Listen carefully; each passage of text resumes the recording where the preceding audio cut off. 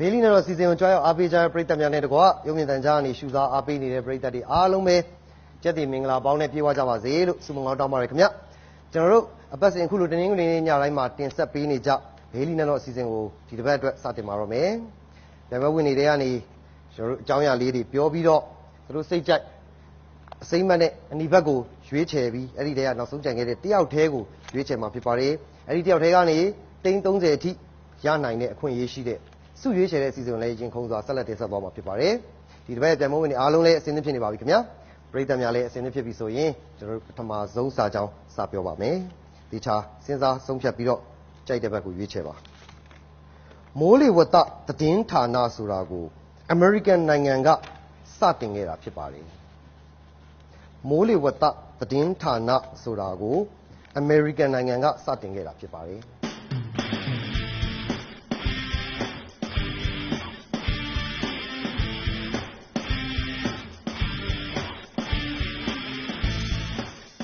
နောက်ဆုံးစာကြောင်းမှာရန်ကုန်ဝင်နေအကုန်လုံးသူတို့ရဲ့စိတ်ကြက်နေရာယူပြီးပါပြီဒါအစိမ်းရောင်ဘက်ကဖြစ်နိုင်တယ်မှန်တယ်လို့ထင်တဲ့သူတွေအနီရောင်ဘက်ကဒါကမဖြစ်နိုင်ဘူးမှားတယ်လို့ထင်တဲ့သူတွေအဖြေကိုပြောပါမယ်မိုးလေဝသသတင်းဌာနဆိုတာကိုကမ္ဘာပေါ်မှာပထမဆုံးစတင်ခဲ့တာပြင်သစ်နိုင်ငံကဖြစ်ပါတယ်အမေရိကန်ဆိုတာမှားပါတယ်ခင်ဗျာ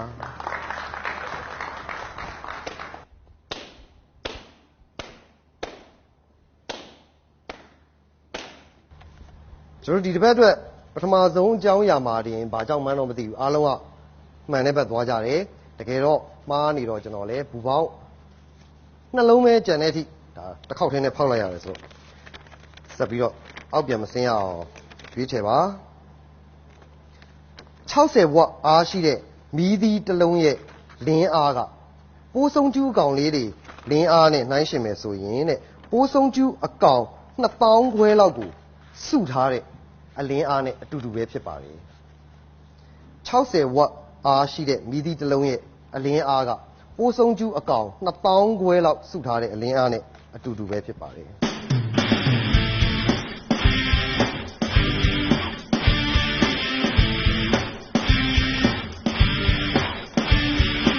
ဒီကြောင်းရမှာတော့ဖြစ်နိုင်တာနဲ့မဖြစ်နိုင်တာလူအတူတူလောက်ပဲရှိပါတယ်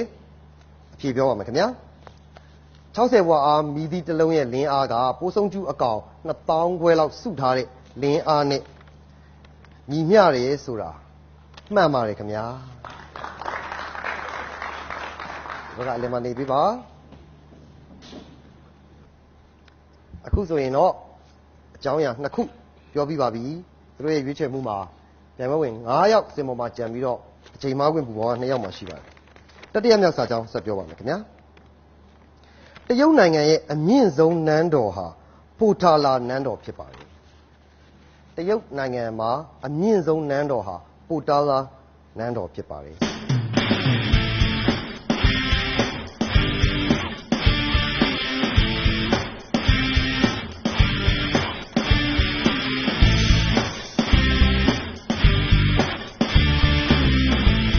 ဟုတ်ပြီဒီစာကြောင်းအတွက်လည်းအားလုံးအသီးသီးစိတ်ကြိုက်နေရပြီးပါပြီအဖြေပြောပါမယ်ခင်ဗျာတရုတ်နိုင်ငံရဲ့အမြင့်ဆုံးနန်းတော်ဟာပိုတာလာနန်းတော်ဆိုတာမှန်ပါတယ်ခင်ဗျာ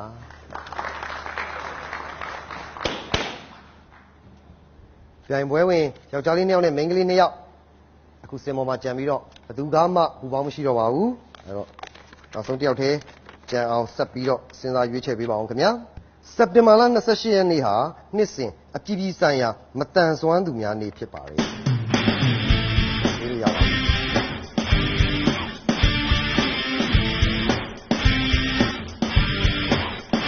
။ဒါကြောင့်တော့နှစ်ယောက်ကတစ်ဖက်နှစ်ယောက်ကတစ်ဖက်ပါအဖြေကိုပြောပါမယ်ခင်ဗျာ။စက်တင်ဘာ28ရက်နေ့ကအပြည်ပြည်ဆိုင်ရာမတန်ဆွမ်းသူများနေ့ဆိုတာမှားပါတယ်အပြည်ပြည်ဆိုင်ရာမတန်ဆွမ်းသူများနေ့ကဒီဇင်ဘာ3ရက်နေ့ဖြစ်ပါတယ်ခင်ဗျာမှားတဲ့ဘက်က2ယောက်လဲမှာနေပေးပါအခုပြိုင်ပွဲဝင်နောက်ဆုံး2ယောက်အမျိုးသား1ယောက်နဲ့အမျိုးသမီး1ယောက်ကြံပါတယ်အချိန်မှောင်းခွင့်ရလည်းမရှိတော့ဘူးဆိုတော့ဒီ2ယောက်ထဲက1ယောက်ပဲစုရွေးချယ်ခွင့်ရမှာပါအဲ့တော့ဒါနောက်ဆုံးစာကြောင်းပါခင်ဗျတေချာစဉ်းစားပြီးရွေးချယ်ပေးပါလစ်ဗျားနိုင်ငံရဲ့မြို့တော်အမည်ဟာ Tripoli ဖြစ်ပါတယ်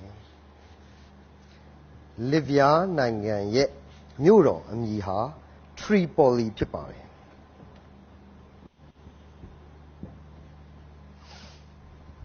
အခု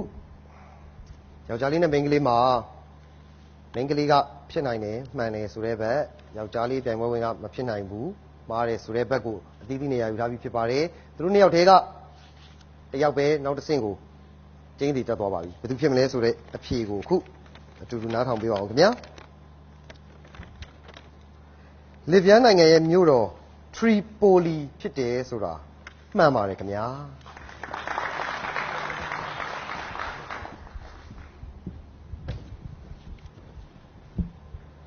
မင်္ဂလာပါခင်ဗျာဟုတ်မင်္ဂလာပါကိုကဲအခု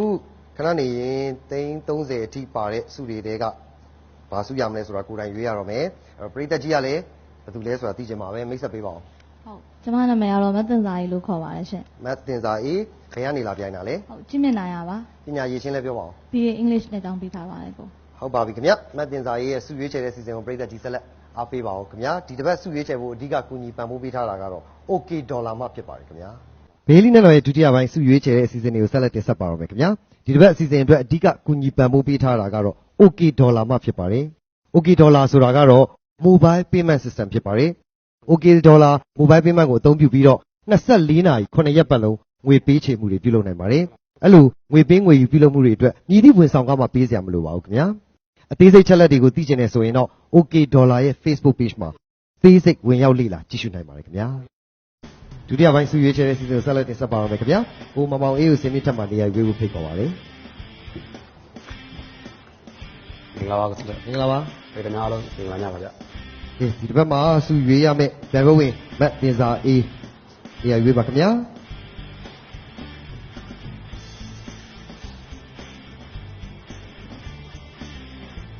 ဒါကောင်းပါပြီဗျာ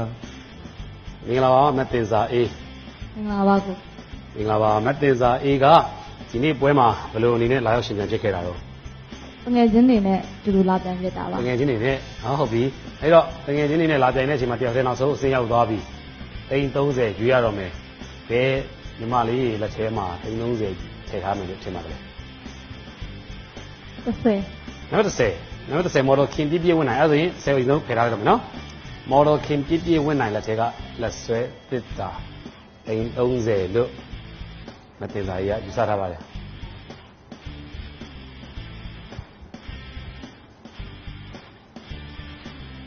မော်ဒယ်ခင်ပြည့်ပြည့်ဝင်နိုင်ကျေးဇူးတင်ပါတယ်ဒါကမတ်တင်စာအေးရွေးချယ်လိုက်တဲ့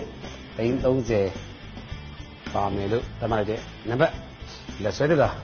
အကယ်၍များဒီထဲမှာသင်လို့ရှိရင်တွေ့ကြရင်နော်နံပါတ်30ဘာလို့ရွေးလဲသိကြပါလေဗျနှစ်ပတ်လည်းမဟုတ်လို့30ကဘာလို့နှစ်ပတ်လဲဖြစ်စီတာမင်္ဂလာနှစ်ပတ်လည်းမဟုတ်လို့10နှစ်ရှိပါပြီမင်္ဂလာဆောင်တာဟုတ်ဘူးအဲ့ဒီရက်ကမင်္ဂလာဩ10ရက်နေ့မှာအေးပေါ့10ရက်နေ့မှာမင်္ဂလာနေ့ဘယ်လာမှာလဲတလားပါတလားပိုင်း10ရက်နေ့မှာမင်္ဂလာနှစ်ပတ်လေဟုတ်ပြီ30ကအဲ့မင်္ဂလာနှစ်ပတ်လေလေးကဖြစ်သွားခဲ့ရင်ဘာလုပ်မလဲဒီလိုလေတဝက်ကလှူမယ်တဝက်ကိုလှူမယ်တဝက်ဘယ်ကိုလှူမှာတော့တဝက်ကပရာဟိတအဖွဲ့ရှိရောအဲ့ဒီဘက်ကိုပဲလှူမှာတဝက်ကိုတော့လှူမယ်နောက်တဝက်ကိုရောတဝက်ကကြတော့အဖေအတွက်ဖေးတော့တုံးမယ်ကောင်းလိုက်တာရေးချက်ရန်ကောင်းတယ်နော်တဝက်ကမိဘအတွက်ဖြစ်ပြီးတော့တဝက်ကလှူမှာသိကောင်းပါတယ်ကဲအဲ့တော့ပရာဟိတဘယ်ဖွဲ့ကိုလှူဖို့ရောစဉ်းစားရရှိသေးလားအဲ့လိုတော့မဖြစ်ပါဘူးမိဘမဲ့ကလေးအတွက်တုတ်တဲ့ပရာဟိတတွေလှူလို့ပါဟုတ်ပါပြီမင်္ဂလာရှိပါတယ်ကဲမင်္ဂလာရှိတော့အလုပ်ကိုနှစ်ခုစလုံးလုံးမဲ့အမတ်တင်စာကြီးများများလေးလှူနိုင်ပါစေများများလေးအဖေကိုကြောက်နိုင်ပါစေနော်တဲ့ပါဗျ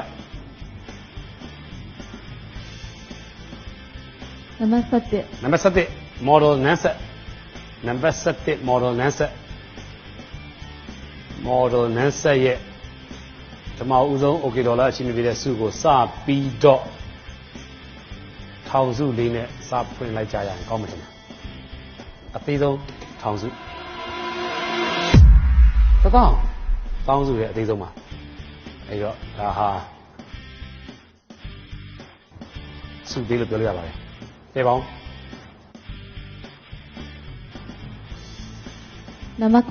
နံပါတ်9 model ဝင်းမုံတန်တာ ဒါဒုတိယမြောက်ပယ်လိုက်တဲ့စုဖြစ်ပါတယ်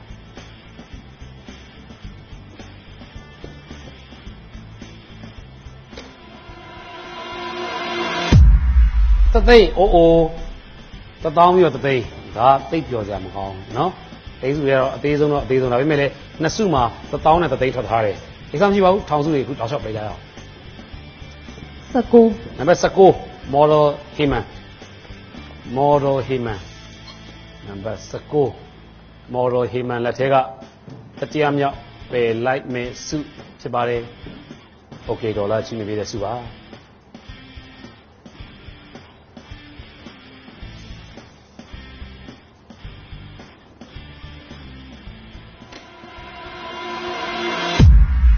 အော်ဗျာအစ်စ်ကနန်းတော့တစ်ကနန်းပဲမတ်တင်စာအေးတစ်သေးကတော့ပဲသွားနေတာပဲပြဿနာက1000 10သိန်း10သိန်းဖြစ်နေတယ်တော်ရည်သိန်း100မရှိလို့သိန်း100ဆိုတော့ခေါက်သိန်း100အဲ့တော့သိန်း30ရှိတယ်7သိန်း5သိန်းရှိတယ်2သိန်းရှိတယ်အဲ့ဒီ၄စုကိုတော့ပြီးရည်ချန်လာမယ်နောက်ဆုံး၄စုကျန်တယ်ဒီနံပါတ်6 နံပါတ်6 model Pandora နံပါတ်6 model Pandora နံပါတ်6 model Pandoraဒီနေ့ကတော့စိတ်လှုပ်ရှားစရာကောင်းနေသေးပါ2000ခုမှသေးဆုံးစထွက်တာအားပေးလိုက်ပါမတင်စာရေးကိုသူခင်ဗျ10သိန်းထောက်အောင်မျက်နှာလေးစိတ်မကောင်းဖြစ်နေတာအားပေးတာပါမတင်စာအေးကြိုးစားပါ5စုမြောက်ပေးအောင်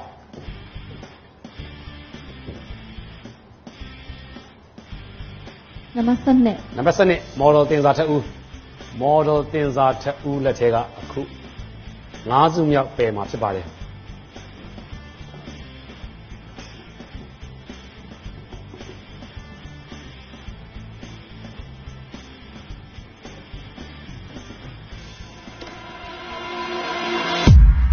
2000 1000 1000 1000 10သိန်း10သိန်းစု5စုထွက်သွားပြီပယ်ပေါင်းပြ18နံပါတ်18 model တက်တဲ့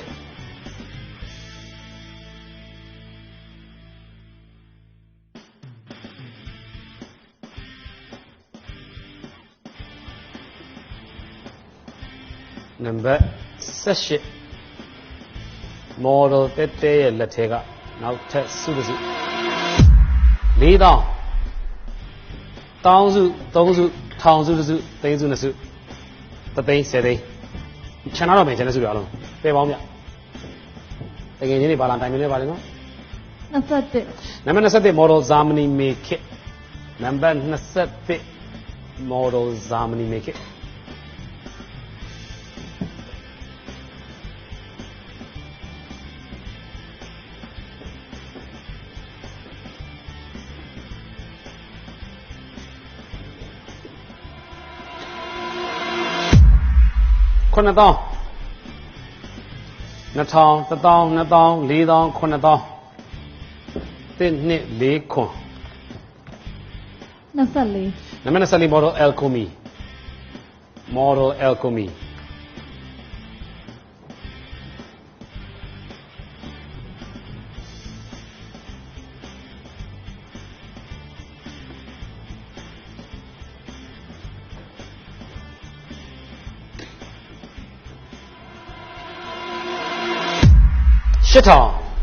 စုနှစ်စုထွက်သွားပြီအားပေးတာပါမဲ့တင်စာရေးအတွက်6စုကျန်ပါတယ်ထိတ်ဆုံးက8000အမြင့်ဆုံးနဲ့အနိမ့်ဆုံး2000ဂျားထဲမှာ1000စုတွေအများကြီးကျန်ပါသေးတယ်နံပါတ်1 model Momo Yanger4000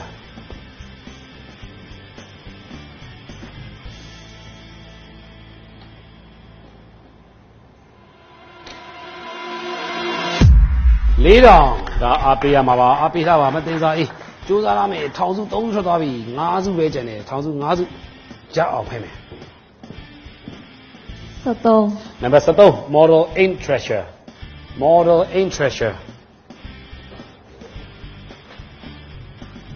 model Aim Treasureလက်ထဲကအခုထပ်ပယ်လိုက်မယ်စု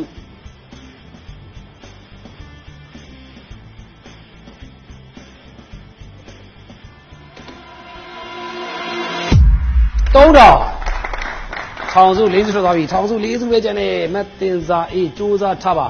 တစုထက်စဉ်းစားပြီးပေးလိုက်ပါဦး ကို နံပါတ်9 model တင်စာဟာနတ်တင်စာကြီးကတင်စာကိုပေးလိုက်ပါပြီနတ်တင်စာကြီးက model တင်စာကိုအေးအေးဆေးဆေးပေးလိုက်တာပါ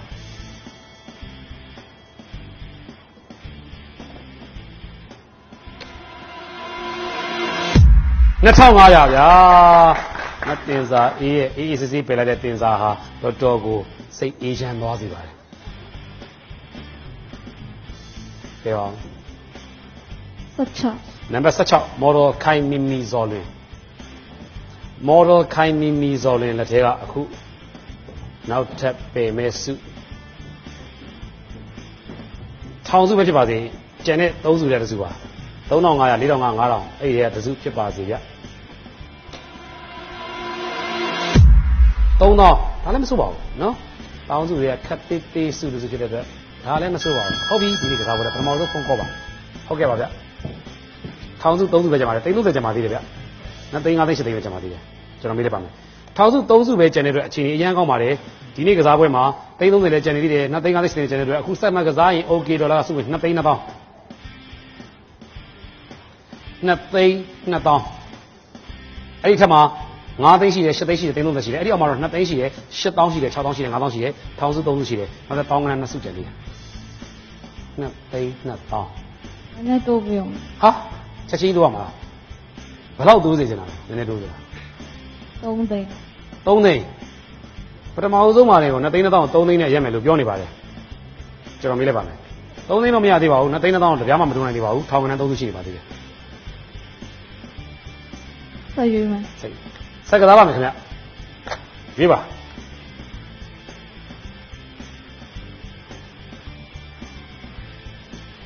20နံပါတ်20 model GG သစ္စာပထမဦးဆုံးမှာနေဟိုလောဘကိုတတ်နိုင်တဲ့အမတ်တင်စာအေးဒါဟာ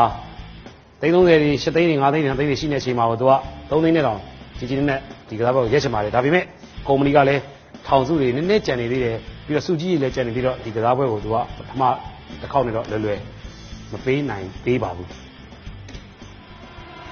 စီးကြည့်ပါဘူးနော်တော့လားအချိန်ကောင်းနေတယ်အချိန်ကောင်းနေတယ်အချိန်ကောင်းနေတယ်စုသေး3စုထောင်စုကျန်တယ်1000ဝက်တစုကျန်တယ်အဲ့ဒါကထွက်ခဲ့ရင်တော့မတ်တင်စာအေးအတွက်အချိန်ရန်ကောင်းပြီဟုတ်ကဲ့ပါဗျထောင်စု3စုကျန်ပါတယ်338သိန်း5သိန်း2သိန်းကျန်နေပါသေးတယ်ဟုတ်ကဲ့ပါစုသေးတစုထွက်သွားတဲ့အတွက်အခုနောက်ထပ်3000တိုးပေးပါတယ်2သိန်းဝက်2သိန်းဝက်အောက်မှာ2သိန်းရှိရဲအဲ့ဒီအထက်မှာ9သိန်း8သိန်း330အဲ့ဒီအောက်မှာတော့ပေါင်းကနန်း4စုရှိတယ်ထောင်ကနန်း3စုရှိတယ်စဉ်းစားလဲပါသေးတယ်နေမယ်ဆိုလည်းရွေးရပါသေးတယ်နေမယ်ဆိုလည်းနေရပါသေးတယ်3သိန်းရပါ3သိန်းကတော့တောက်လျှောက်တောင်းနေတာပါတဲ့နှစ်ခေါက်ရှိပါပြီဟုတ်ကဲ့စိတ်မကောင်းပါဘူး3သိန်းခုလက်တီတော့မပေးသေးပါဘူးထောင်စု3စုကျန်နေသေးတယ်နောက်ထပ်တစ်စုပယ်လိုက်လို့များထောင်စုဖြစ်ခဲ့ရင်တော့စဉ်းစားပြီးပါဆက်ရေးပါဆက်ကစားပါမယ်ခင်ဗျကဲမတင်စာအေး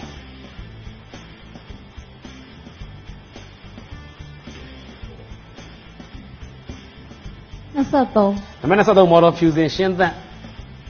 ကံကောင်းပါစေနံပါတ်23ဟာထောင်ကနန်းတစ်စုလောက်ဖြစ်သွားရင်တော့ဒီနေ့ကစားပွဲဟာပြောကြတော့ကောင်းလောက်မှာပါမတင်စာအေးတို့ကတော့ဘယ်လိုဆုံးဖြတ်ချက်တွေထပ်ပြီးတော့ချအောင်မလဲတော့ကျွန်တော်မသိသေးပါဘူးကျန်တာကတော့3စုကြီး4စုရှိနေပါသေးတယ်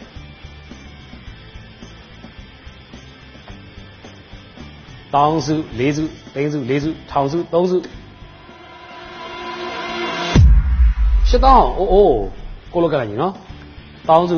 8000ဖြစ်နေတယ်အဲ့တော့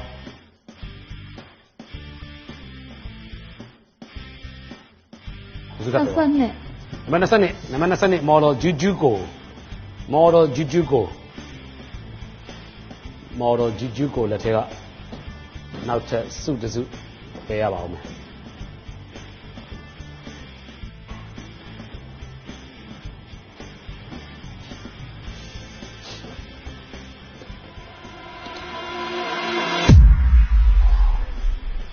အောင်မလေးဗျာအောင်မလေးဗျာကဲဗျာ330စိတ်မကောင်းစွာနဲ့ပွဲတစ်ဝက်လောက်မှာဖက်သွားတယ်နော်တစ်ဝက်ကြော2သိန်း5သိန်း8သိန်းကျန်ပါသေးတယ်စိတ်မကြပါနဲ့ပဲပေါင်း Number 5. Number 5 model agree. Number 5 model agree. ကံကောင်းပါစေစုသေးဖြစ်ပါစေစုသေးသေးလေးဖြစ်ပါစေ4500 yes ထောင်စုနှစ်စုဟုတ်ကဲ့ပါဗျထောင်စုနှစ်စုပဲကျန်ပါတယ်တောင်းစုကတော့3စုကျန်ပြီးတော့သိန်းစုလည်း3စုကျန်ပါတယ်2သိန်း5သိန်း7သိန်းပါကျွန်တော်မေးလိုက်ပါမယ်2သိန်း5သိန်း7သိန်းထောင်စုက2စုတောင်းစုက3စုအဲ့တော့2သိန်း5သိန်း7သိန်းမှာအခုစက်မှန်ကြလို့ရှိရင်တော့3သိန်း7တောင်း3သိန်း7တောင်းထက်မှာ2သိန်း5သိန်း7သိန်းအဲ့ဒီအောက်မှာ6တောင်း5တောင်း1တောင်းခွင့်နဲ့ထောင်စု2စု9တောင်း9တောင်း5 2သိန်းဆိုရင်ကြက်လိုက်တော့ 2သိန်းဆိုရမယ်2တောင်းလေးပဲပို့ယူမယ်ဟာဒီကစားပွဲကို2သိန်းနဲ့ရက်မှာပါတဲ့ဟုတ်ကဲ့ပါဗျ2သိန်းသဘောတူပါတယ်2သိန်းဆိုတော့အခုနံပါတ်1 model ဆက်ရွှေစင်နံပါတ်3 model တန်စင်သစ္စာနံပါတ်4 model ဇူဇူပိုနံပါတ်8 model ဟန်နီအောင်နံပါတ်14 model စန္ဒာလိုင်းနံပါတ်15 model ရင်ရင်ထက်နံပါတ်19 model လှိုင်းနဒီဆင်းပြပေါ်နေဆင်းပြပါပြီကျေးဇူးတင်ပါတယ်ဒီနေ့ကစားပွဲကလည်းထူးထူးခြားခြားပါပဲเนาะကျွန်တော်ထောင်စုကတော့2စုကျန်နေတယ်ဒါပေမဲ့2သိန်း5သိန်း7သိန်းမှာစွန့်ငွေ2သိန်းနဲ့ရက်လိုက်တဲ့မတင်စာအေးသူရဲ့ဆုံးဖြတ်ချက်မှန်လားမမှန်လားစောင့်ကြည့်ပါမယ်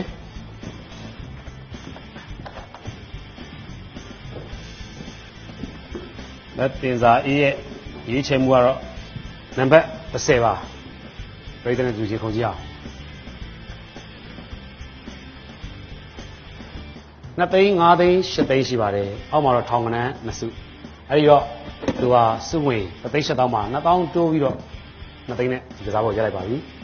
ဒါဟာ2သိန်း5သိန်း7သိန်းဖြစ်မလားတောင်းစု3စုရဖြစ်မလားထောင်စုဖြစ်မလားကိုပေါ့ကြည့်ချင်လားပြေးတယ်ဗျာโอเคပြည့်တယ်များခင်ဗျာစု2သိန်းနဲ့နဲပါလို့စတောင်းနေတာ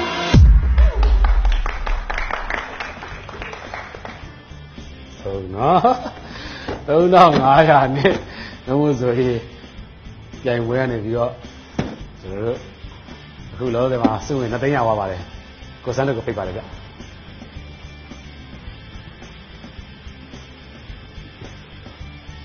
ကဲစုဝင်2သိန်းโอเคဒေါ်လာချင်းပြတာဖြစ်ပါတယ်ဗျဟုတ်ပါတယ်ဒီတစ်ပတ်ဟေလီနဲ့တော့စီစဉ်ကနေရန်ကုန်ရင်မတ်တင်စာရေးအတွက်ရိုရီစုပေချက်2သိန်းချင်းမြင်ပေးလိုက်ပါတယ်ခင်ဗျာဒီစီစဉ်မှာနောက်တစ်ပတ်တွေရောဘယ်သူတွေဘယ်လောက်စုပြီးထပ်ပြီးစုခူးကြအောင်မလဲရင်ခုံရင်းနဲ့ကျွန်တော်တို့ပြန်ဆုံးကြပါရစေအားလုံးကျေးဇူးတင်ပါတယ်ခင်ဗျာ